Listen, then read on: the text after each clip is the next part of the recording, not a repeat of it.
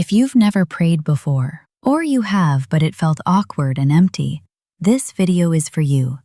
No religious language, no pressure, just a simple conversation with God.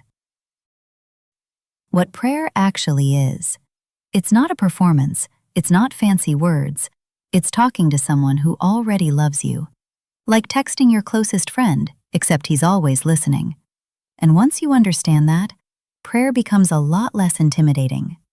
You don't have to impress God. You don't have to sound a certain way. You just have to be honest. And that leads to the next question. How do you actually start? If you've never prayed before or you don't know where to start here. You can literally say, God, I don't really know how to do this, but I'm here. I want to know you. Help me. That's it. That counts. That's real.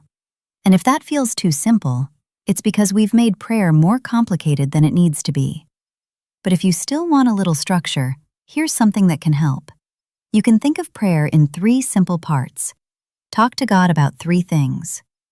First, thank Him for something specific today. It could be something small, something you almost overlooked, because gratitude helps you recognize that God is already present in your life. Then, tell Him what's on your heart, honestly.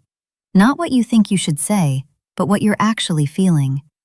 And finally, ask Him for help with one thing, something real, something you're dealing with right now.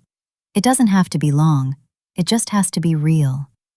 And as simple as that is, a lot of people still wonder what they're supposed to feel when they pray. And here's something important to understand. You might not feel anything right away. That's okay. Prayer isn't about feelings, it's about showing up, because consistency matters more than emotion. Just because you don't feel something doesn't mean nothing is happening. He hears every word. And over time, that consistency becomes connection. So wherever you are right now, you can start.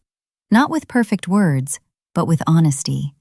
Not with pressure, but with presence. Just show up and speak, because He's already listening. So try this tonight, just 2 minutes.